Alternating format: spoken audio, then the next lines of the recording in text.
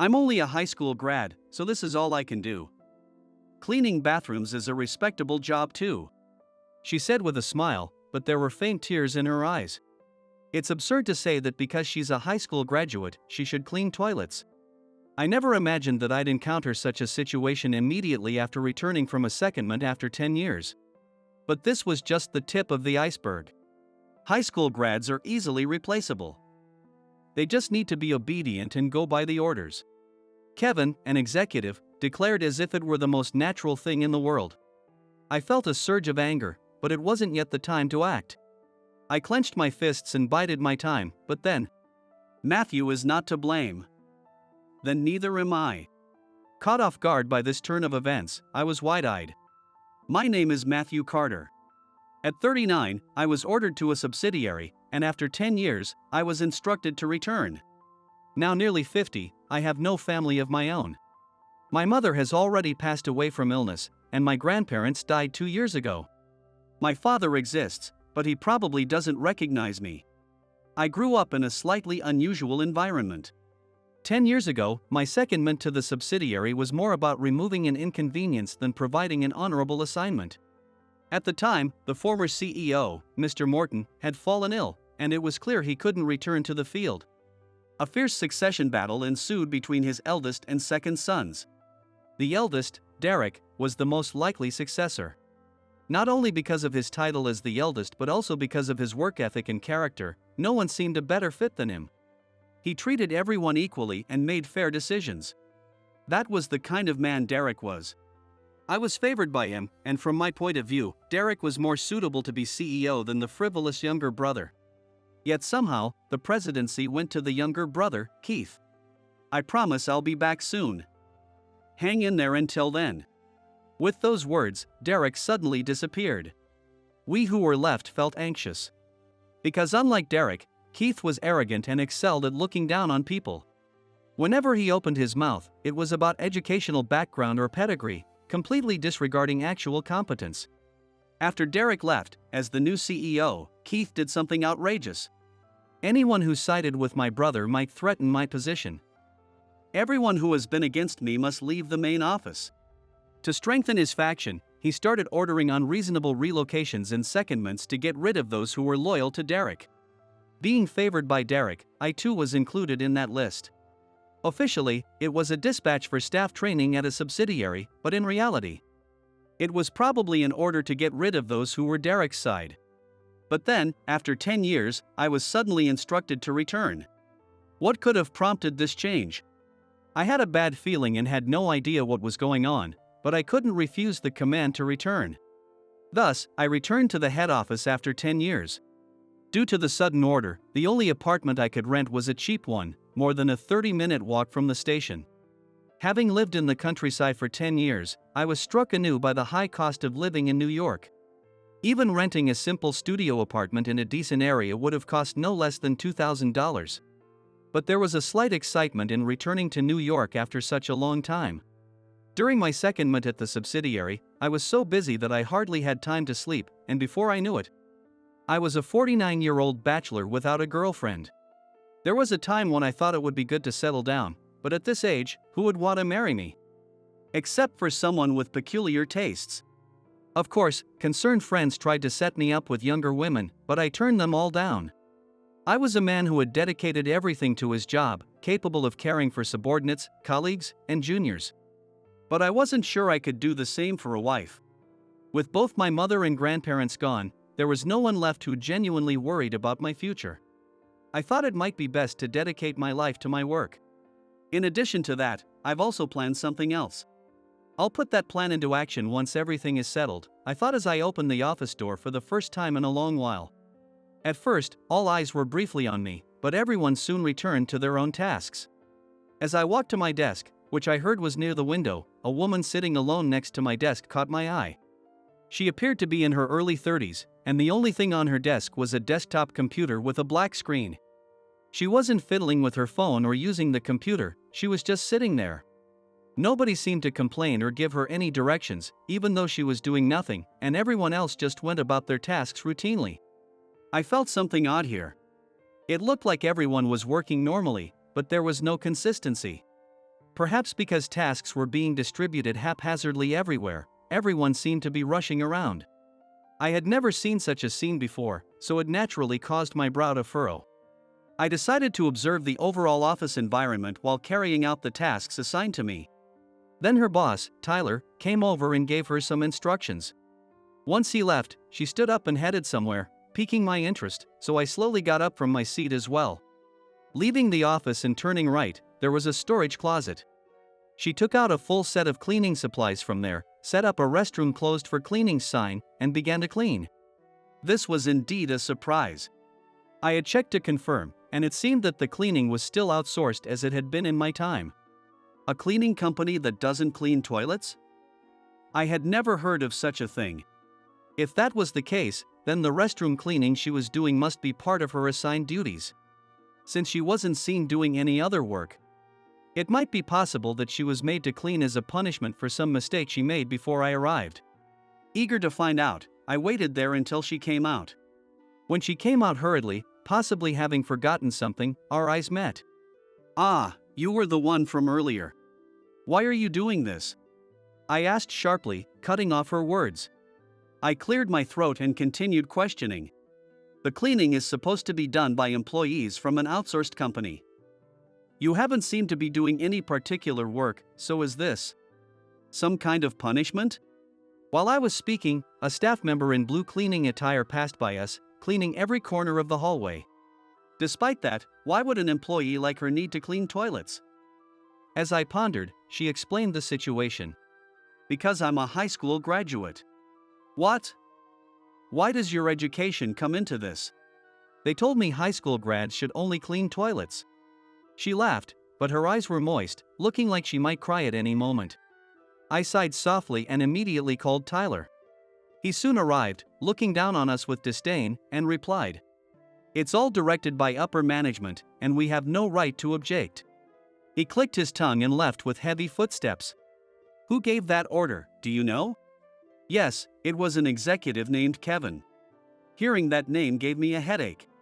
Even after all these years, Kevin was still clinging to his position, now using it to harass employees with only a high school education. Nothing has changed. In fact, it's gotten worse. "What?" "Ah, nothing, just talking to myself." "We need to do something about this." After much thought, I decided to call Kevin and hear the reasons myself. "Who is calling me out? Who do you think you are?" "I came because it's audacious of you. Now, answer me."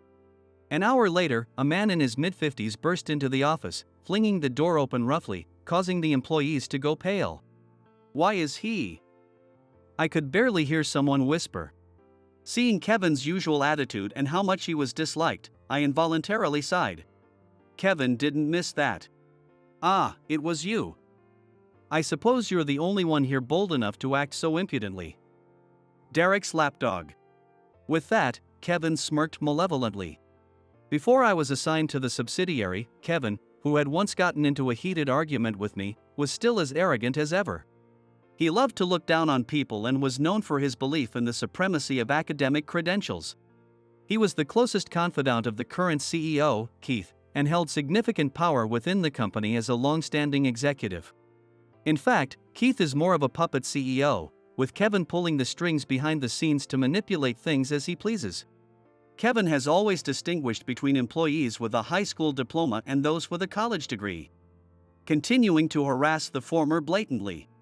Since I myself am a high school graduate, I was quickly targeted by Kevin, who would say, "You high school grads can just do these menial tasks," assigning me only minor assignments in the past. Now, with no one to obstruct him, Kevin seemed to be more unbridled than ever, his behavior accelerating. It was none other than Kevin who had ordered Hannah to clean the toilets. While we exchanged sparks, he glanced at Hannah next to me, slowly raising the corners of his mouth. "You have a pretty good face. That's why I've kept you around. You should be grateful that a high school grad like you even got picked up for mid-career recruitment at a major company like ours." He said this with a scornful laugh. Hannah looked down, holding back tears, her shoulders trembling. She had joined the company this April, so she was still a new employee, having been there for only about 6 months. Yet, the treatment she received was more than just pitiful. Isn't what you just said inappropriate for a company executive? I stated firmly, which seemed to sour Kevin's mood as he clicked his tongue. Do you even know why you were allowed to return to the headquarters? Have you thought about that? Indeed, I had wondered about that myself, but hearing the truth left me speechless. It's to give you the axe. Since you were on secondment at the subsidiary, we couldn't fire you freely due to your employment contract there. So, we brought you back to find a reason to expel you from this industry the second you slip up. Thinking I was brought back only for such a reason boiled my blood. Kevin left the scene laughing uproariously, leaving a heavy atmosphere behind. Hannah apologized repeatedly, saying it was her fault that Kevin had targeted me, but it was certainly not her fault. This was my issue, a challenge I had to resolve myself. The next day, the office atmosphere was even more tense than before. I headed to my desk nonchalantly, where I locked eyes with someone sitting there. My cheeks twitched slightly, but I managed to hold back. Hey, you were pretty cheeky yesterday. It was Kevin, sneering as he spoke. He quickly stood up from his chair and shoved a stack of documents at me. From today, you just work on these. Don't do anything else. His tone was final as he walked away. Checking the documents, they were all tasks typically given to new employees. Despite this, the documents contained numerous tasks requiring me to move around various parts of the building. Moreover, there were instructions for cleaning entire floors scattered throughout, making me think that if there was time to create such tasks, surely there were more important things to be done. Then one of the employees approached me with an apologetic look. As you may have guessed, all the regular employees assigned here are high school grads. Tyler and the section chief Cody, as well as the division head Henry, are college grads, but they are all Kevin's cronies. No one dares to oppose them. With that, he left with a resigned look in his eyes. Then Hannah came over in exchange. I'm sorry. It's because of me that you got dragged into this. She was always concerned about others, and I wished she would think more of herself. But knowing I would apologize if I were in her position, I accepted Hannah's apology for now. I decided to spend the next month or so casually observing the company's dynamics while deflecting Kevin's harassment.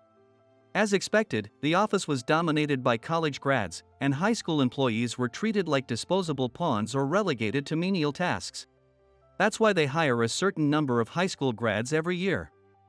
I heard it wasn't such a terrible company back in the day. It even makes lunch taste bad. Even during lunch breaks, high school grads had to endure feeling marginalized.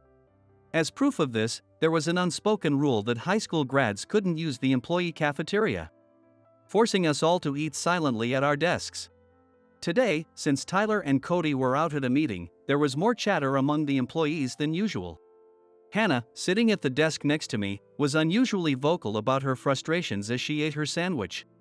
Do you know about the company's past? Aren't you just 30? And you've only joined mid-career this fiscal year. Oh, well. My mom knew some of the senior management, and I heard about the company through her and joined. But it's been shocking to see all this in just half a year. She added, yes, I got the job through connections, and chuckled self-deprecatingly. Seeing her like this pained me, and I found myself muttering, protecting colleagues is a supervisor's duty, isn't it? Did you say something? No, nothing. I finished my now cold coffee and began preparing for the afternoon's tasks. Months quickly passed, and as the end of the year approached, the city seemed to slowly come alive. Amidst this, unsettling rumors swirled among the upper management, who appeared more tense than usual. Kevin's behavior was more tyrannical than ever, and defending employees from his outbursts consumed the entire day. The source of their anxiety was none other than the rumor that Derek, the eldest son, was returning. While the origin of the rumor was unclear, if true, it would be highly inconvenient for them. No wonder they were troubled. They had managed to expel Derek, but since then, his whereabouts and activities were unknown. The uncertainty was frightening. Moreover, it was obvious to everyone that Keith, who had ousted his brother using underhanded tactics, was less fit to be CEO. Rumors suggested that even Keith was so anxious that he had begun nervously biting his nails. The news of Derek's return was understandably unsettling. Did you hear? Derek is coming back. Yeah, I've heard. If he returns, I'm sure the company will be transformed. Do you know him? Only by reputation. Hannah responded with a smile. For high school graduates, Derek was a beacon of hope. He treated everyone with fairness and judged people based on their abilities, not their titles. In contrast, Keith focused only on academic credentials, completely ignoring an individual's suitability or potential. His commands were blatantly unfair. High school grads do this, college grads do that. Yet, everyone has their own lives to consider. Those with families couldn't afford to be unemployed on a whim, a fact exploited by Keith. If we set their salaries a little higher than elsewhere, they won't be able to leave even if they want to. Once they've tasted the sweet perks, they're trapped. It was a cruel tactic that effectively trapped many employees like insects in a spider's web, unable to move forward or back. Amidst this, Keith himself made a move. Suddenly, he burst through the office door, accompanied by Kevin and several other executives, and walked straight towards Hannah and me. As soon as he saw me, he flashed an unnerving smile. "It's been a while, hasn't it?" "Yes, it has. I intended to make your life difficult to fire you, but you managed to solve everything." "Fine. Let's do this the hard way." With that, Keith commanded our reassignment. "You're being relocated. You'll move to this remote island." Hearing the destination, Hannah's eyes widened. "Eh? That place, isn't it about to?" "You'll be sent to the island under a contract that absolves us of any responsibility for what happens there. We won't be liable for anything." It seemed they wanted to remove me before Derek's return. The branch on the island was scheduled for decommissioning soon, and the real meaning behind their words was that after its closure, we would be unemployed and the company would not help us. And Hannah, simply because she was near me, got caught in the crossfire. "This is too much." As Hannah was on the verge of tears, Keith leaned closer to her. "I've heard reports from Kevin, and you do have a decent face. How about it?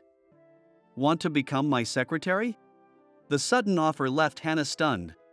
It wasn't clear what he meant, but Keith was not one to trust people easily. Thus, his words were a sweet temptation, a trap. Keith's method was never about saving her, it was about how to make her experience hell.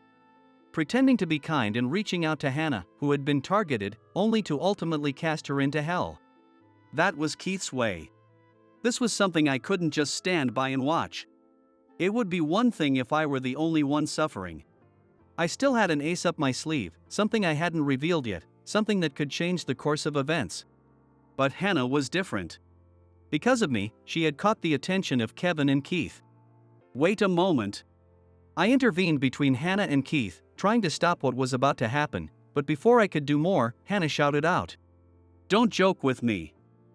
Who would want to be your secretary?" She was stronger and more resolute than I had thought. Since meeting her, she had often belittled herself, claiming she was inadequate and had struggled with relationships in her previous job. I failed at my last company because of my issues. I was fed up with interpersonal problems and was about to quit when my mother recommended this place. Relying on that was a mistake. I should have made it on my own. "I'm just a coward who always depends on others," she said, biting her lip in frustration. She mustered her courage and stood up to Keith, the current CEO. Both I and the other employees were awestruck by her bravery. However, when Keith faced resistance, he shrugged dismissively. A pitiful woman, letting go of her chance. "Well, it's fine. The reason for your reassignment is because of this man. Blame him if you must," he said, pointing at me and laughing loudly. Then, one of the employees raised his hand. His voice echoed unnaturally loud in the silent office. "If Matthew is being reassigned, please let us go with him."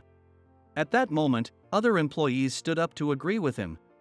Hannah had been working closely with me recently, so this level of solidarity was somewhat expected. I had prepared to some extent to save her. But this was unexpected. I hurriedly spoke up. "Wait. There's no need for all of you to sacrifice yourselves. At least here, you're guaranteed a salary to support your families. Following me means likely being jobless by the end of the fiscal year. I can handle being alone, but you don't need to go this far." I tried to persuade them, but the employee who spoke first shook his head, rejecting my words. "No, we've discussed this and decided to follow you whatever happens. We'd rather start over than continue being treated like insects here. The sooner, the better. So, Keith, if you're sending Matthew away, please relocate all the high school grads from this department as well," he declared. The atmosphere turned bizarre, and Keith momentarily faltered. Yes, he was incapable of handling unexpected situations, that's why he wasn't fit to be CEO. Sensing Keith's discomfort, Kevin quickly intervened. "If you all want to rush into hell, we'll send you there sooner. After all, there are plenty of replacements for high school grads," he said. Hannah stepped forward. "A company that treats people this way will eventually destroy itself." "What did you say? How dare a high school grad speak to me like that?" It was at this moment that I finally realized. A dry smile escaped me. I thought it's better to minimize sacrifices, which is why I didn't say anything earlier, but this, troublesome colleagues, I said, drawing all eyes toward me. I took a deep breath and then spoke. "Leave the rest to me," as I moved to shield her with my back. After making eye contact with a surprised Hannah, I glared fiercely at Keith. Suddenly flustered, Keith began to shout, spitting as he spoke. What's with that look? How dare a high school grad like you glare at me?" As he backed away yelling, I sighed and said, "Keith, how long do you plan to linger around? You used despicable means to expel your brother and even deceived your father to build your fortress. Well, that man wasn't fit to be the CEO of the company anyway. How long do you intend to keep this up?" At my words, not only Hannah and the employees but also Keith and the other executives looked utterly baffled. It was time. Thinking this, I handed Keith a document. "What is this?" "This contains everything about me and my mother's family tree. Even someone like you, who's always hiding behind Kevin, should be able to understand what this means." Keith, infuriated by my insolence but intrigued by the document, silently read through it. The next moment, his hands trembled and the paper fell to the floor. Kevin picked it up with a puzzled look and read it, suddenly exclaiming in shock. "What does this mean? You were the former CEO's second son." Pointing at me, Kevin asked with a trembling voice. Since everyone seemed completely lost, I decided to explain my background and why I was standing here. As Kevin mentioned, I am indeed the second son of the former CEO. Some might assume that Keith is the one, but in truth, Keith is the third son. Yes, he's my younger brother. My father was married twice, and the current lady is his second wife. Both my older brother Derek and I are sons of the first wife, while Keith is the only child of the second wife. My parents divorced before I was born. Originally, the company was founded by my mother and her family, but my father married her under false pretenses to benefit from it. After giving birth to my older brother, the first child and eldest son, my father's attitude changed drastically. Seeing how he treated employees like objects, my mother protested, and it escalated to their separation. My father took all the wealth and fame the Carter family had built. My grandparents decided to cut ties with the company to prioritize their daughter's peace. At that time, my mother was pregnant with me, but it was only realized after the divorce, so naturally, my father did not know of my existence.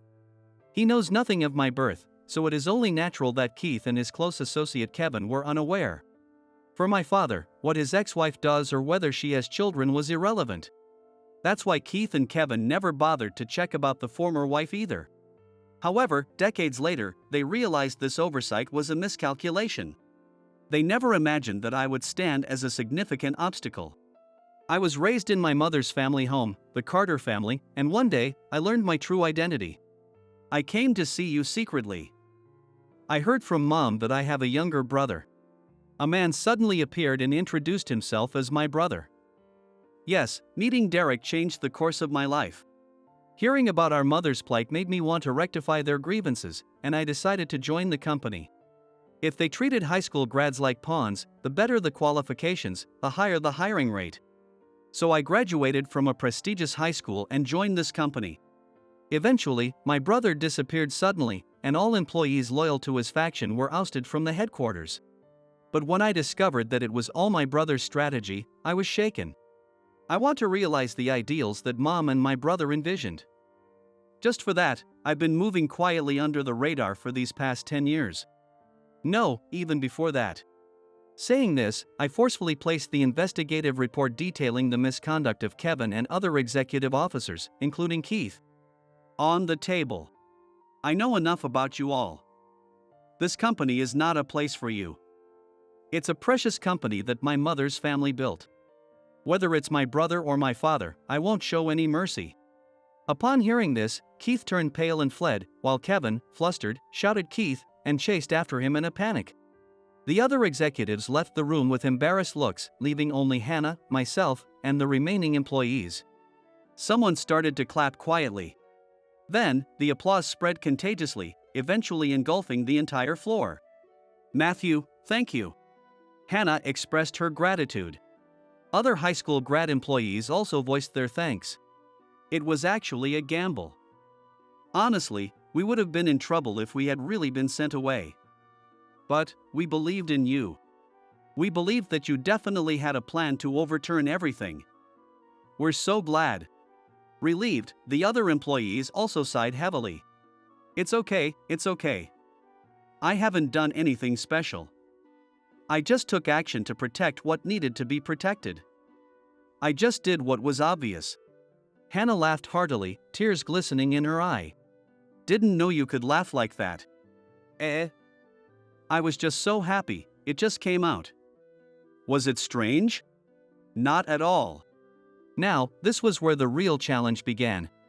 There was still a mountain of work to be done, everything was far from over. This point was both a goal and a starting line.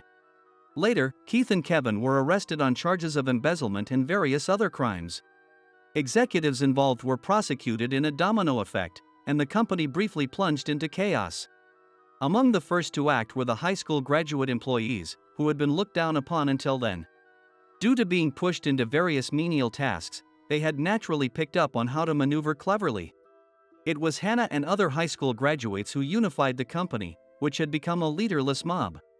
The college graduates, ashamed of their past conduct, cooperated to prevent the company from falling further. They managed to hold on until a new leader was decided. Of course, my brother Derek became the top executive. You've all done well. Thank you, I appreciate it. Leave the rest to me. After that, my brother quickly reorganized the entire company and managed to turn things around. Despite the embezzlement scandal, numerous companies wanted to do business with us, and we avoided going into the red. All this was thanks to the efforts my brother had made over the past decade. At the same time, I decided to leave the company. Aren't you going to stay in the limelight? On the day I decided to leave, Hannah was there. Watching her, I slowly formed my words. Uncovering Keith's fraud was actually my brother's doing. I don't have the know-how for management. And my brother has earned more renown than anyone. There's no stage for me when he's around. I was merely following his orders. I said, smiling. Hannah's tears began to flow. Don't say that. Derek is indeed wonderful. He has the sense and charisma of a CEO. And the atmosphere in the company improved quickly after his return. But the one who truly saved us was undoubtedly you, Matthew.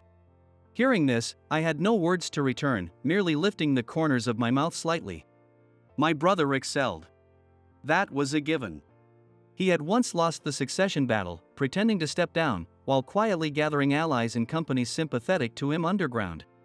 It took more time than expected, 10 years, but as my brother returned to power, the company regained its former glory. My brother left the company because he felt he had no means to counter our father or brother at that time. Both my brother and I are sons of the first wife, and Keith was the darling son of the current wife. It wasn't just a change, it was preparation. Retreating was also part of the plan. Well, my brother is incredible. I plan to take a break from society and travel the world. As I turned to leave, Hannah suddenly hugged me tightly. I'll be waiting. I'll always wait for your return. I couldn't fully understand the meaning of her words. But I understood there were people and a place waiting for me. It might be about a year?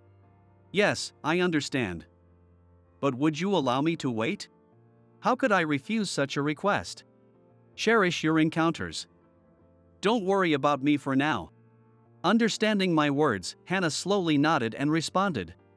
After a while, I found myself on a small Pacific island, reading a charmingly written letter in cute, round script while basking in the sea breeze.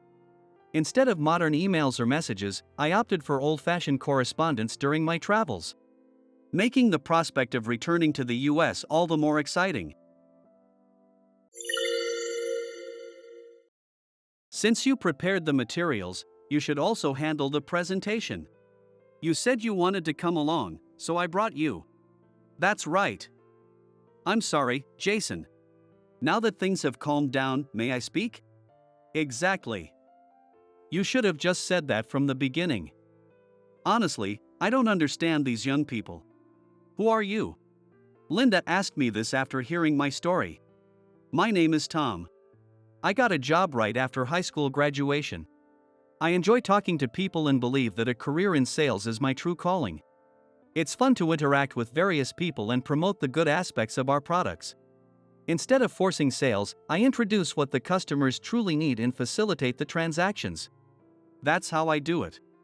An opportunity led me to join my current company.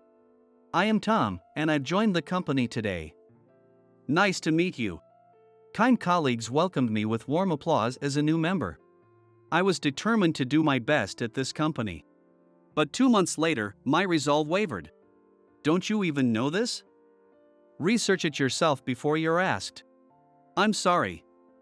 Could you show me the template if it's not too much trouble? It seems different from what I used to use. Prepare it yourself. Don't rely on others for everything. That's the problem with newbies. These words were spat out by Jason, my manager. I heard that Jason graduated from a prestigious university and doesn't really appreciate those who joined the workforce straight after high school and midterm employment. Moreover, he seems to be lenient with female employees but strict with males. Having caught Jason's attention, I was being called out and berated daily. A guy who can't even do his job properly has no right to argue with me. Just follow my instructions. I understand. I'll prepare the template myself. That's what you should have said from the start. As I sat down, Jenny whispered to me from the next seat. I'm sorry if this is because of me. It's not your fault, Jenny. Don't worry about it. I caught Jason's attention a week ago. I found Jason, who had been persistently inviting Jenny to dinner, and I warned him. Jenny has thanked me several times, but Jason's harassment started the next day. Honestly, I'm not too bothered, but it's problematic when it interferes with daily operations. I'll send you my template. Thank you. While I find my job enjoyable, Jason's pointless scolding is just a waste of time. But if I point that out, he'll probably get angry again. One day, when I worked as usual, Jason suddenly approached me. We're going to a business meeting, so get ready. He said that. Where are we going for this business meeting? It's at Company X. They're a major player, so tighten up. The business meeting involved Jason, and I had never even been to that company before. Having helped Jason with his work on numerous occasions, I was familiar with the content of the business meetings. But I didn't think I could be of any help if I went along. Are you saying I should go along to learn? That's right. If you watch how I work, you'll improve too. If you understand, then hurry up and get your stuff ready. Watching Jason smirk, I had a bad feeling. Understood. Knowing I had no right to refuse, I packed my things and headed to the client with Jason. When we arrived, Jason put on a friendly laugh and a smile, shaking hands with the business partner. Thank you for giving us your time today. I hope we can do business together in the future. I had never seen this side of Jason before. Being a manager, maybe his communication skills were indeed high. About today's discussion, could I let this guy handle it? I nearly blurted out what, but managed to hold it back. He just wouldn't stop asking to do the negotiation himself. This guy is a newbie, is that all right? Nice to meet you. I'm Linda. The woman who introduced herself as Linda shook my hands. I followed suit and shook hands with her. I looked at Jason with a troubled expression, but he pretended not to notice and ignored me. Jason, don't be mean. He's clearly struggling. Ah. Sorry. Training newbies is part of my job, you know. I understand that, but he's very nervous. Maybe a major negotiation was too soon for him. Sorry about that. Then just watch me closely. Jason started talking proudly. While blushing slightly, he is grinning. He probably had a crush on her. May we proceed with the discussion? Of course. I hope we can do business together in the future. With that, Jason took out the documents and began the negotiation. As time passed, an indescribable atmosphere enveloped the room. So, that means this would increase the profits by. Could I ask for specific figures? In this case, how much would the profit increase by? That would be around 5% to 15%, roughly? Between 5% and 15% is quite a difference, don't you think? Well. I'll explain that in detail later. Then the next document is over here. No, wait, is it this one? Jason fumbled through the papers, clearly flustered. Unable to watch him struggle, I asked, "Are you okay, Jason?" When I call out to him, a voice that sounds like a shout comes back. You prepared the materials, so you should be the one presenting them. You said you wanted to come along, so I brought you. Why do I have to present the materials you created? I was taken aback by Jason's outburst. I had never once said I wanted to come to this meeting. In fact, today I was brought here suddenly. Moreover, I hadn't prepared these materials. It seemed like Jason hadn't prepared them either. Because of this, he clearly didn't know what to say or in what order to discuss things. I worried that the big contract might fall through and that I would be blamed. So, I spoke up. That's right. I'm sorry, Jason. Have things calmed down enough for me to speak? That's what you should have said from the start. Honestly, I don't understand these young people. Jason seemed relieved to be freed from the situation.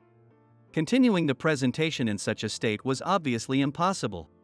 Jason looked at me with a smirk. It almost seems like he wants to say, "Hurry up and try it." I wasn't supposed to be here today. I didn't know what the negotiation was about, and he probably thought I would embarrass myself. Can we move on?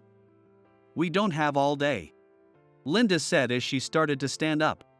Please, just give me 3 minutes of your time. Listen for 3 minutes, and if you think it's a waste, then I'll give up. Linda sat back down, seeming to reconsider. If we think it's unnecessary, I'm sorry, but we might have to reconsider future transactions. Of course. With that, I pulled out the materials from my bag. I opened my laptop and began the negotiation. Jason looked at me with a shocked expression. He seemed to wonder why I had the negotiation materials. Regarding the sales figures we discussed earlier, I began confidently. If you implement this, we expect a 7% increase in sales. Where does this 7% figure come from? Please take a look at this chart, I said. As you can see from this calculation. Linda watched me intently as I smoothly answered her questions. Occasionally, she threw in some tough or tricky questions. It's okay, though. That question was anticipated. By considering what I would want to know if I were in her position, I was ready with the answers. Who are you? Linda asked after hearing my presentation. He's just a new employee. I've been working hard to train him since he joined as a mid-career hire. When he first came in, he really couldn't do anything. As Jason chattered away gleefully, Linda stepped closer to me, cutting him off. I'm asking Tom a question right now. Could you please be quiet for a moment? Jason fell silent at her request. Yes, really, I'm just a new employee who joined mid-career, I explained. Jason has always been a great help to me. That's right. You should be thankful, it's thanks to me that you've come this far. After looking back and forth between me and Jason, Linda finally said, I would like to proceed with our transactions in the future. Really? However, there is a condition. When you come, please come together, the two of you. What? Why is that? I am surprised because I don't really understand what Linda is saying. But Jason is even more surprised. It's because you two work so well together, I would really like to work with both of you. She smiled warmly. Jason must be a good mentor, right? He seems very promising. At that moment, Jason's face turned bright red with pleasure. It was clear now, he was quite taken with her. That's right. I'm always guiding him. And thanks to that, he's grown into such a capable person. Then we will make sure to visit together in the future. Just watch my guidance, Linda. After saying she looked forward to it, she turned her gaze towards me. Her eyes seemed to say that she understands everything. They have a piercing intensity as if to declare it. I look forward to meeting you again. The pleasure is all mine. I look forward to our continued partnership. On the way back, Jason was ecstatic in the car, acting as if his earlier mistakes had never happened. Then, he gleefully bragged to me about being praised by Linda. Isn't it great to be praised because of me? Which part was thanks to Jason, exactly? Was it for dragging me to the meeting unprepared? Or because he let me handle the negotiation? It turned out okay in the end, but it could have easily been a disaster. By the way, why did you have the documents prepared yourself? When I had some free time, I used to look over your negotiation documents. I would think about how I would handle it, almost like mental training in creating the documents. For a good-for-nothing like you, it's surprising you had the time. If you have that much free time, I'll make sure to give you even more work from now on. Jason said, laughing. Honestly, if asked whether I had the time, absolutely not. But dealing with Jason's odd jobs was an everyday occurrence. As part of that, I had seen the documents for this big negotiation. Given it was a major negotiation, I prepared how I would discuss it, which proved useful today. I never actually thought I'd be the one to conduct the negotiation. At my previous company too, I always acted proactively. By doing so, even if I didn't attend the actual negotiations, my mental arsenal grew. And by reviewing various presentation materials, I was able to learn a great deal. You started working right after high school graduation, didn't you? Jason's voice snaps me back to reality. Yes, that's right. Why do you ask? People like you really have no choice but to start working right after high school, huh? What do you mean by that? Jason's tone, filled with malice, slightly irks me. The reason I started working immediately after high school was due to my parents' passing. They died in a car accident, and thinking of my younger sister, who was 5 years younger, I chose to work. My grandparents were very kind and told me not to worry about money. However, if I went to college or vocational school, my sister might feel obliged to give up her dreams. So, I started working right away. Thanks to that, my sister is now attending vocational school and working hard to get her childcare license. As long as my sister can pursue what she wants, that's enough to make me happy. Having started working right after high school and living a work-first life, I don't have many friends. But I don't think that deciding to start working early was a mistake. People like you who are useless can only start working right after graduating high school. Do your parents still exist? Why couldn't you go to college? Jason asked rudely. I honestly don't feel great about it, and I don't really want to answer. But thinking it would be more trouble if I lied and was found out, I honestly answer. My parents passed away in an accident when I was in high school. So I thought I'd start working right after graduating. Don't worry, there's no university for someone like you. Jason says, bursting into laughter. What do you mean? What have you been saying? Exactly what it sounds like. You're lucky to be working for a big company like ours. Though, I don't really understand why you were hired. Jason laughed loudly. It's been nearly 2 months since I joined, and Jason seems to think I'm incompetent. You really can't do your job, can you? What did you do at your previous company? Honestly, it's true that things are not going well at work right now. But the reason work isn't going well is because of Jason. He dumps menial tasks on me, preventing me from progressing in my own work. Sometimes he tells me the wrong times, causing me to be late to meetings with other companies. And the sales results I achieved are reported as his achievements. Rumors are even spread that I'm incompetent and always late. The colleagues working nearby, of course, didn't believe such lies. But the department next door and the upper management who only know Jason's side believed him. You were so lucky today, weren't you? Just so you know. Make sure you prepare the materials properly next time. I'm not helping you. Just so you'd better be prepared. Jason's declaration almost makes me sigh. But if I can keep up the good performance, maybe I can change the opinions of those around me and the upper management. Thinking this, I tackle my daily tasks with all I can muster. Jason continues to berate me. Why haven't you prepared the materials? We need them right away. But you said these materials are for use in a week.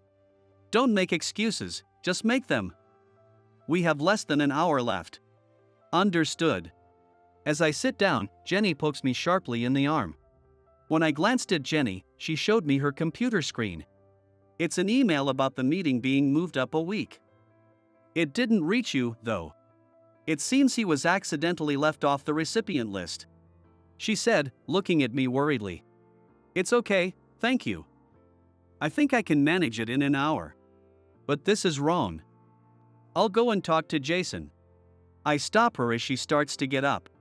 If you do that, you might become a target, you know? But I'll be fine. Really, don't worry about it. Even if I'm treated this way, I thought proving myself with my performance was best. At that time, I truly believed it. The negotiations with Linda's company went well, and they said they'd continue doing business with us. If this could lead to bigger projects being entrusted to me, I might be able to prove my worth. Maybe then Jason would stop complaining? That's what I thought as I accepted the injustice. But 2 weeks later, one day. I guess I really am a genius. As I arrived at the office, Jason was laughing joyously. What happened? When I asked Jenny, she hesitated and then said, he landed a major contract, so there's talk of him being promoted. Hearing about the major contract, I had a bad feeling and went to Jason. You came late. The deal with Linda's company is completely secured, and they've decided to let me handle future transactions. The management has acknowledged that, and now there's talk of my promotion. Wait a minute. Wasn't I the one handling that negotiation? I had been visiting Linda's company several times, but Jason just sat there like a statue. I did all the preparation for the negotiation. Jason talked briefly with Linda last time. His conversation revolved around boasting, my training is excellent, or I created all these materials. This negotiation was all done by me. You plan to steal your boss's credit for yourself. Even though your daily work is mediocre, you excel at this kind of thing. Saying this, Jason gestured dismissively, indicating I should go away. I couldn't accept this and confronted Jason. Wait a minute. What about me then? Didn't I create the documents and accompany you on these meetings? Huh? I don't know what you're talking about. I did all the document preparation. You were just sitting next to me, weren't you? Hearing that, I nearly collapsed. No matter how hard I try here, my efforts might never be recognized as my own. If things go well, they become Jason's achievements. If they fail, Jason's mistakes become mine. As I thought this, a stern voice came from behind. What do you mean, Jason? It was Linda.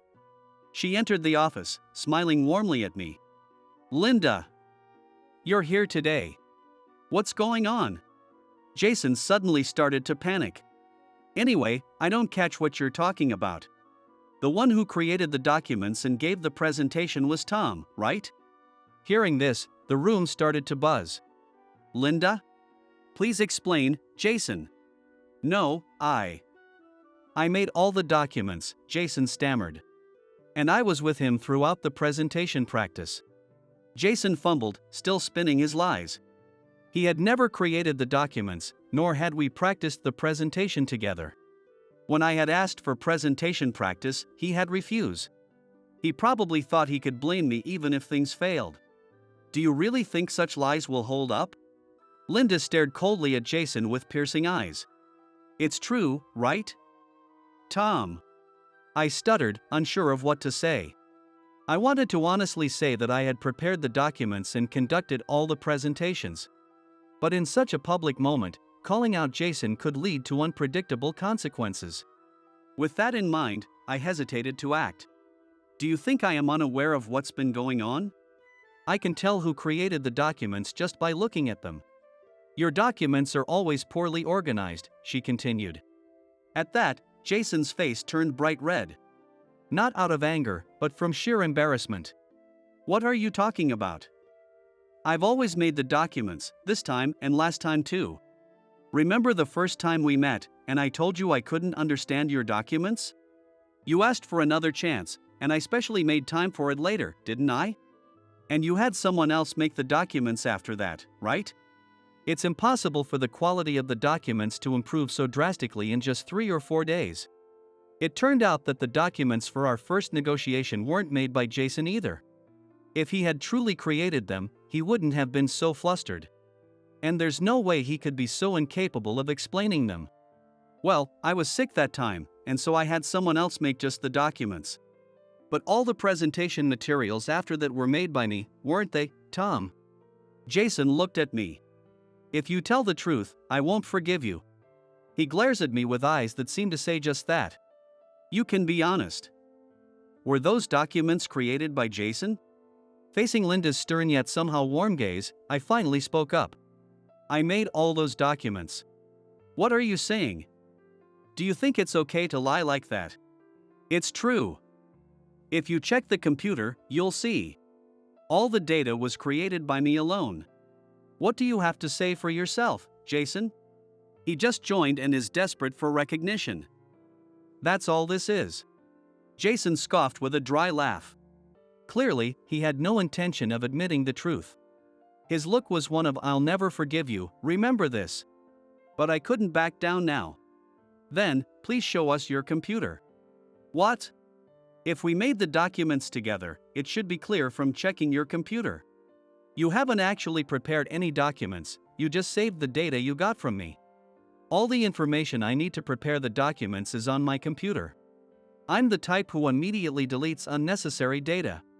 I don't keep documents after they're finished. That's just how I do things. Jason started saying things that don't make sense. The atmosphere around him was a bit exasperated. Only those in the same department knew what kind of person Jason is. But for people from other departments, this must be their first glimpse of Jason's true nature. I did all the business negotiations. Right, Tom? Shall we check the company's security cameras then?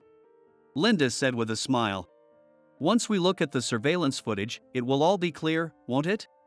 I don't know why Linda is so cooperative with me. But it certainly was a great help. What will you do? Should we send it later? No. I mean, true, I did allow him to negotiate, but that was after I coached him. At this point, I was almost impressed that he's still trying to find excuses. Tom, your presentation and documents were absolutely perfect.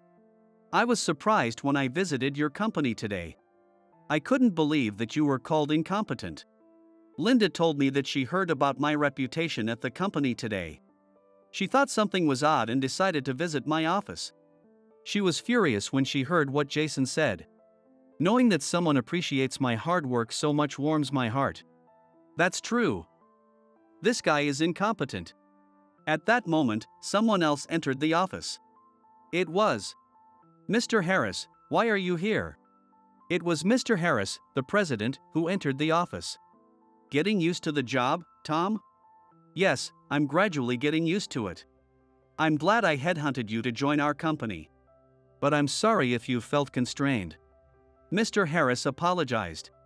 I hurried over to him. Please don't apologize, Mr. Harris. Jason's face turned pale as he watches this exchange. And then he asked in a trembling voice, "Do you two know each other?"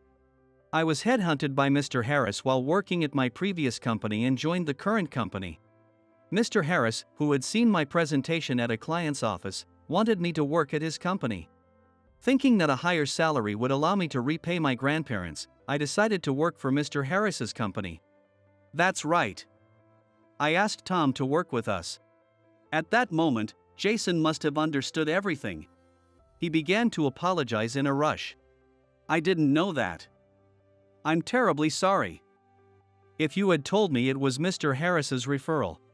Knowing it was his referral would inevitably raise expectations around him. Depending on the situation, it might even increase jealousy. And the thing I hated the most was the possibility of being thought to succeed just because I was close to Mr. Harris. I kept the truth secret, not telling anyone. I never imagined it would be revealed in this way. But why are you here today, Mr. Harris? Actually, I've known Mr. Harris for a long time. You have a very talented employee this time, and I wanted to discuss that. I got nervous because we headhunted him, but it looks like he might be poached again. Not understanding the situation, I alternated my gaze between Mr. Harris and Linda. We really wanted you to work with us, Tom. Oh, really? Caught off guard by the sudden developments, I couldn't keep up. You might have had some bad experiences in our company, but I still want you to work here. You two knew each other too? It seems Jason didn't know that fact either. If they were acquaintances, it would seem likely they'd have continued a long-term contract. Realizing my confusion, Linda started to speak. I'm not sure if I want to work with my dad. Dad? Do you mean he's your father? Basically, we seldom do business with my dad's company. Unless a very good business partner like this time comes along. Saying this, Linda gave me a mischievous smile. Sorry everyone, please go back to your work. Sorry for the commotion. As Mr. Harris said that, everyone went back to their respective tasks. But there were two people who couldn't return to work. Those were Jason and me. Jason and I were asked to come to the president's office. As I was leaving, I didn't miss the bombshell Linda dropped. Dad. That person approached me knowing I was married. I wonder if you'll properly train him. Jason's face turned pale, paler than I've ever seen. After waving playfully, Linda said to me as she left the office, looking forward to working with you, Tom. Entering the president's office, it seemed as if all other sounds were muted. So, I've received various reports. A subordinate's achievements are your own, your mistakes are your subordinates. It seems you've been doing as you please, Jason. Mr. Harris's voice had turned from calm to filled with anger. Jason trembled uncontrollably, unable to speak. I think it's time for you to consider voluntary resignation.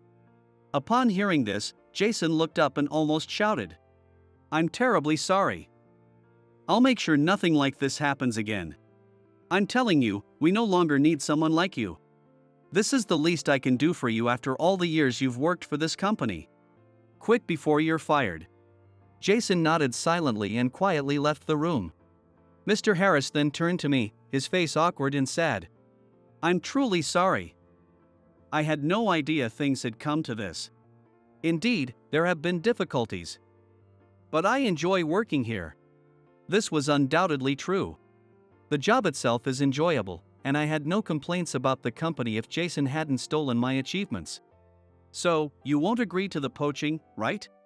With a face like a child caught in a prank and on the verge of tears, Mr. Harris looked at me.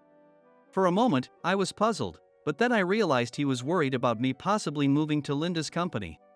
Please continue to count on me in the future. Hearing this, Mr. Harris smiled joyfully. Afterward, Jason left the company through a voluntary resignation. Now that Jason is gone, I can dedicate myself to my work without any stress. Mr. Harris has even suggested that I could become a department head by the end of the year. But I have declined for now. I want to achieve results that I'm truly satisfied with first. I'm determined to meet Mr. Harris's expectations and achieve significant results by the end of this year. I've also managed to establish a friendly relationship with Linda's company. And I'm planning to take my grandparents and sister to Anchorage with this year's year-end bonus. My salary has also increased, and I hope to give back to my grandparents even a little. I intend to continue working at Mr. Harris's company for my grandparents' and sister's sake. Hey you, stay away from places like this. I was told this by Nick, a supervisor from the same company. Just the other day, I had taken a paid leave for today, and he had already made a snide remark about it, yet here we were, running into each other unexpectedly. The man standing next to him looked like he couldn't possibly lead a decent life. I wanted to run away. In desperation, I maintained minimal defense, but this only ended up infuriating the man even more. Behind me was my wife, looking anxious. We found ourselves in a dire predicament, but the situation took a drastic turn with the appearance of a certain woman. Later on, this incident would profoundly change the lives of Nick and the Mafia man. My name is Kevin. I am 38 years old, a regular office worker in a small to medium-sized company, and I hold the position of section head. I have a wife who is 3 years younger than me, but we don't have children. Right after we got married, my wife was diagnosed with a disease that led to the complete removal of her uterus. This meant that it was no longer possible for us to have children. I thought living just the two of us wasn't too bad, but after the surgery, my wife was quite distressed and often threatened to divorce, blaming herself for ruining my life. Honestly, those days were like living through hell. But by facing my wife head on and having numerous discussions, we managed to find peace. Even without children, going on trips together or enjoying slightly expensive dinners made me feel completely happy. Gradually, my wife started to recover, and around the time I was promoted to section head, an incident occurred. Just before this incident, the previous department head had retired. Sitting in that empty department head's seat was Nick. In his mid-40s, he was selected to be the department head, but Nick was the nephew of the CEO, Mr. Yale, who had joined the company through connections. Nick, who believed strongly in educational elitism, refused to entrust important tasks to employees with only high school diplomas, delegating only basic tasks to those with college degrees. Naturally, the less educated employees were angry at this unfair assignment of work, while the college graduates complained about the abnormal increase in their workload. Yet all Nick did was shout, "If you have a problem with my methods, leave right now. Remember, I am the nephew of Mr. Yale." And he showed no signs of listening. Since then, Nick began to decide everything based on educational attainment. When a high school graduate tried to attend an important meeting with a client, Nick would say, "You're pointless. A high school grad shouldn't be sticking their nose into this and arbitrarily make changes." Or when a college graduate helped a high school graduate employee, he would say, "Don't pamper them. You are a college grad. You shouldn't need to help such people." Thanks to Nick's arrival, our department became chaotic, and now someone quits almost every month, leading to an abnormal situation. The reason Nick can continue to be arrogant is that our office is a branch, not the main headquarters. Mr. Yale, his uncle, is based at the headquarters and seems to be abroad often, focusing on globalization efforts. Furthermore, our branch manager, Mr. Harvey, is conservative. At first, everyone complained to Mr. Harvey, but now no one does anymore. Mr. Harvey would say, "Endure it, he's the nephew of Mr. Yale," and wouldn't deal with our complaints at all. That's why, unwillingly, we had to accept Nick's tyranny, and our workplace became a place where hard-working people suffer. Thus, those who work earnestly are the quickest to leave. While we do recruit new employees, the people who could train them have left, so no one can teach them. Even if someone could teach, Nick would say, "Don't learn from anyone but a college graduate," and appoint some college-educated employee as the trainer. Consequently, college graduates not only have a heavier workload but now also have to train new hires, leading some to mistreat the newcomers. This means that the new hires don't develop well, and within 2 or 3 months, they leave, worsening the atmosphere further. Employees who can't leave are mostly those with families. They need money for their children's education, their wives are expecting, or they are paying for their parents' care in nursing homes. Everyone has such circumstances, and quitting at such a time would put their families in trouble. Nick knows this and seems to exploit it. If something happens, he would tell the male employees, "If you run away, your wife and kids will suffer, won't they?" And to the female employees, "In this day and age, no one would hire a woman with kids like you if you leave such a good company. Everyone is looking for a job change, but it's hard to find a good place. And knowing that others will suffer if they leave makes it difficult for them to actually quit. I am one of those people. Recently, my wife and I have been planning something, so I cannot afford to be unemployed. Additionally, our income greatly affects our plans. Therefore, I absolutely have to find a company that offers better conditions and is okay in terms of salary. It's hard to find such a company, and my job hunting efforts aren't going well." This method of Nick's, taking employees' families hostage, puts everyone under immense stress. Gradually, the branch's performance started to decline. Annoyed, Mr. Harvey forced us into unreasonable overtime and mandated work on holidays, creating a chaotic situation. I was living amidst this uncertainty. Perhaps due to such a lifestyle, my spirit was considerably drained. But then, unexpectedly, I received a call from someone. It was from my mother, who lives far away with my sister. "Mike's 3rd death anniversary is coming up, so come back home." And isn't Kate's birthday soon? She's always been so focused on the house and hasn't married, always staying single, let's at least celebrate with just us. Though I had planned to return for my father's third death anniversary, it was surprising that my mother wanted to celebrate Kate's birthday. In our family, the women are quite strong, and usually, my sister and my mother have been at the forefront of everything. I remember my father saying with a laugh that I couldn't hold a candle to the way my mother and my sister efficiently managed the house. Of course, my wife was invited too, and when I checked with her, she was happy about it. So, I replied okay to my mother and had already submitted a leave application at work. As expected, Nick sneered, "Taking leave at such a busy time, huh? Well, there's limited stuff a high school grad like you can do anyway. Do as you like." At least, we had planned to take leave on Friday, fly back with my wife, and meet my mother at a restaurant she had chosen on Saturday night. Then, the day arrived. The traffic's bad, and the taxi isn't moving much. "Sorry, but could you start without me?" Having just received this message from my mother, my wife and I decided to go ahead into the restaurant. We had reserved a private room in the back, but had to pass the counter seats to get there. As we were being led by the staff, a voice called out from the side. "Hey, isn't that you, Kevin? Wondered what you'd do taking leave. A date with your wife in the distant suburbs? I don't mind. But it's a shame the burden falls on other employees. Actually, what's a guy like you doing in a nice place like this?" Turning around, there was Nick, with his usual irritating smirk. I had heard from a colleague that Nick was also going back home or something, and he had dumped his work on others before leaving on Friday. Beside him sat a burly man who clearly didn't seem like a decent person. He scrutinized me from head to toe as if sizing me up.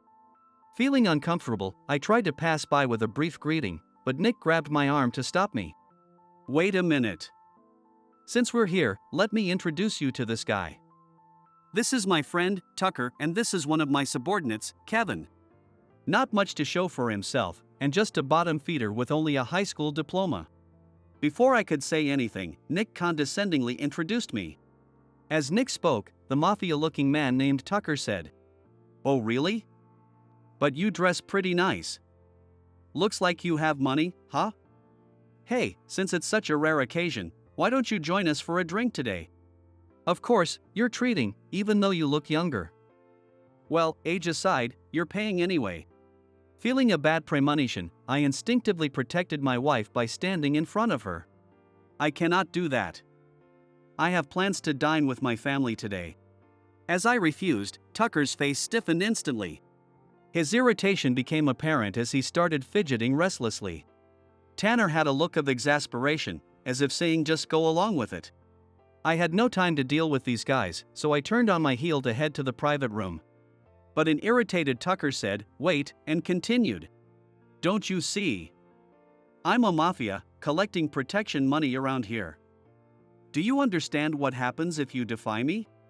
Is it okay if something happens to your wife behind you, huh?" Tucker's gaze alone was intimidating enough to make one tremble, and for a moment, my legs froze. My wife looked at me with concern and anxiety. I could simply give Tucker and Nick some money to resolve this, for the safety of my wife. But it didn't feel right to yield to such tactics. I struggled to control a strong impulse and responded firmly, "No matter what, I will not comply with your demands." Just as I spoke, Tucker, seemingly reaching his limit, abruptly stood up from his chair. "What are you doing?" A commanding voice echoed through the small restaurant. Everyone's gaze shifted to the entrance, where a petite woman was standing. Startled, I checked the time. About 5 minutes had passed since we entered. Wearing large sunglasses and sporting nearly blonde long hair, she exuded an impressive aura. For a moment, I thought I saw Tucker's eyes waver. Meanwhile, Nick, unaware of who the woman was, shouted at her, "Who are you, lady? Outsiders should keep their mouths shut." Ignoring his words, the woman approached us with the click of her high heels. Then, to me she said, "You, if you're even the son of Mike, you need to pull yourself together. I feel embarrassed as your sister." Surprisingly, I was the one being scolded. Scratching my head, I apologized, "Sorry, Kate." At that, Tucker let out an almost scream-like shout, "His sister?" To Nick, it must have seemed irrelevant that the sister I was going to have dinner with had appeared. But to Tucker, my sister, Kate, seemed to be someone special. He started trembling as he looked at her. Nick was taken aback and asked him, "What's wrong?" Ignoring Nick, Tucker greeted her energetically, "Kate, it's been a while."